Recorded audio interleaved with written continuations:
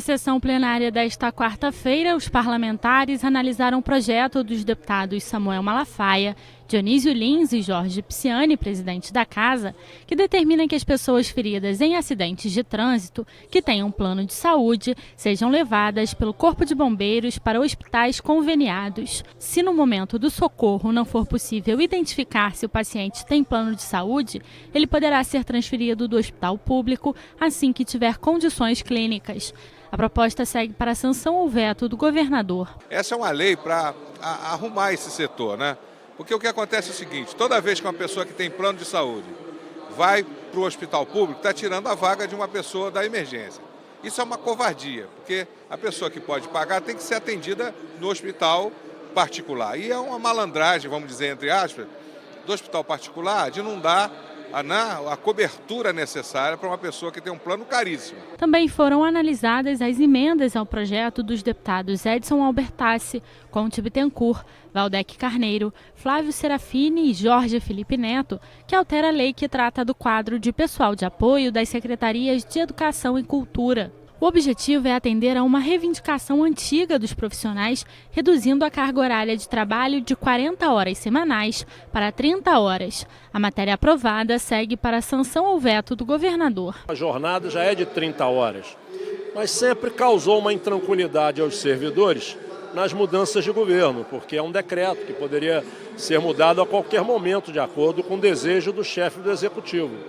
Então, transformar esse decreto numa garantia de lei votado aqui na Assembleia, depois de um amplo acordo com o Poder Executivo, acho que é um resultado positivo para todos e, como você disse, ajuda, a distensionar esse movimento de paralisação dos educadores do Rio de Janeiro. Esperamos que esse passo dado pela Assembleia hoje vá na direção de equacionarmos aí a greve que já se arrasta há mais de 100 dias. Já o deputado André Lazzaroni quer garantir a preferência de embarque em elevadores para pessoas com deficiência, gestantes, idosos e pessoas com crianças de colo. O descumprimento da regra poderá resultar em multa para o estabelecimento. A proposta aprovada precisa passar pela análise do governador. A ex-deputada Tânia Rodrigues quer garantir a acessibilidade de pessoas com deficiência visual às repartições públicas.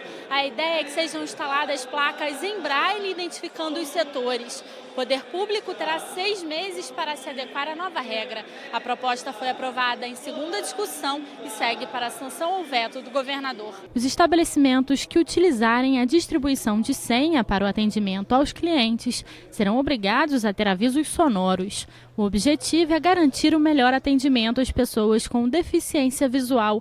A matéria do deputado Nivaldo Mulim recebeu uma emenda e retornou às comissões. Não só banco, mas também órgãos públicos, que a pessoa tem que estar ali acompanhada e vigiando, e verificando o número da senha. Então, esse aparelho sonoro agora vai evitar com que as pessoas passem constrangimento, as pessoas com deficiência visual. O deputado doutor Julianelli quer criar um selo chamado Sangue Bom para estimular as universidades a promover a doação de sangue entre os estudantes.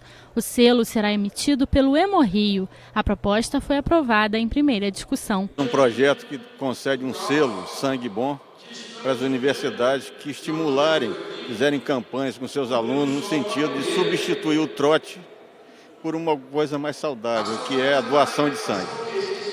A propaganda na televisão mostra que 1 em cada 3 pessoas tem uma chance enorme de precisar de transfusão de sangue uma vez na vida. Esse é um problema seríssimo nos hospitais. É lógico que tem pessoas que são contra o trote, mas eu entendo que o trote exercido dessa maneira cidadã, ele vem em benefício de toda a sociedade.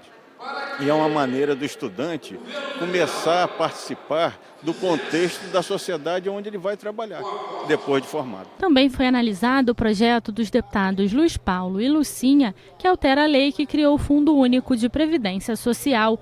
Os parlamentares querem incluir novas receitas ao fundo. A ideia é que parte da arrecadação sobre a venda de bilhetes da Loterge seja destinado para o pagamento de aposentados e pensionistas da instituição. A proposta aprovada segue para a análise do governador. Se a Loterge é autossuficiente, ela é superavitária, é justo que ela, além de pagar a sua folha de ativos, pague a de inativo e pensionistas. É o mesmo princípio que a gente usou para o Detran e aprovamos, e o governo, que usa vendas, vetou.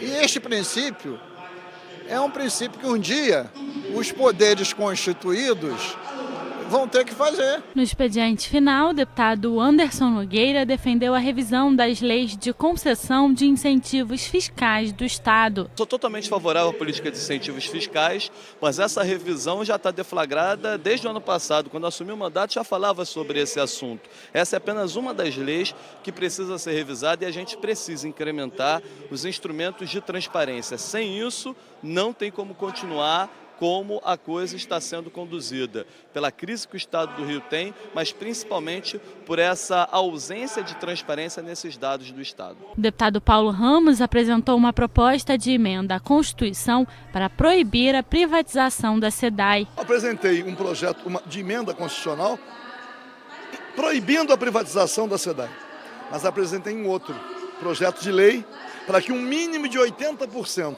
do lucro da SEDAI seja reinvestido em saneamento.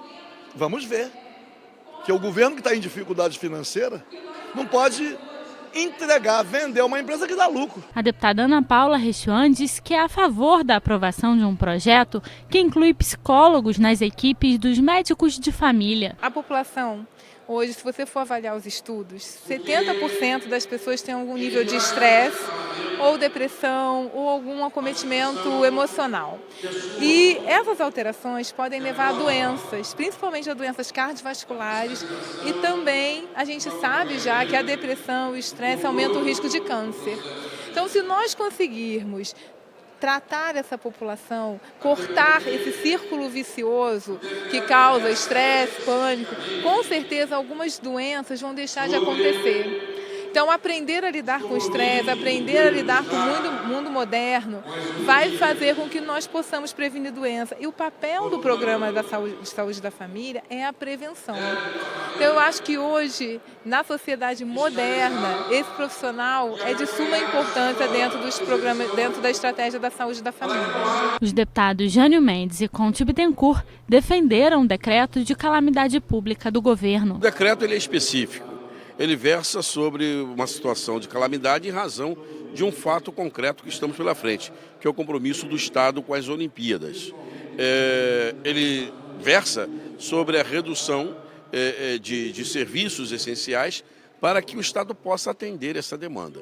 Então não há que confundir o decreto de calamidade com uma autorização para que o Estado possa contratar sem seguir os termos da legislação de licitação. Esse é um ponto. O outro ponto é que o debate é próprio do parlamento, porque nós temos que fiscalizar.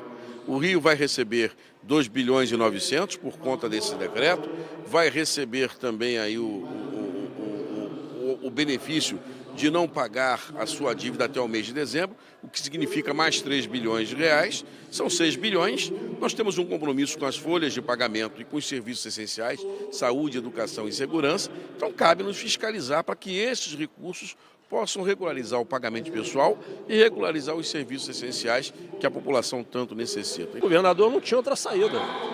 Estamos aí nos avizinhando aí dos Jogos Olímpicos, que é um compromisso público de todos nós, concordemos ou não, o Estado assumiu um compromisso público, e os serviços estão parados por falta de pagamento aos seus servidores, reposição de insumos. Então, decretar a calamidade foi um acerto do governador, porque estamos em estado de calamidade mesmo.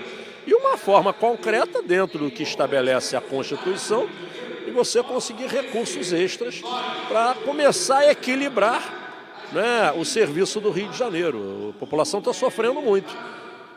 Eu acho que não é hora de nós radicalizarmos o discurso, é hora de todos nós nos empenharmos para encontrar um caminho que é longo para solucionar essa grave crise que se encontra no nosso Estado.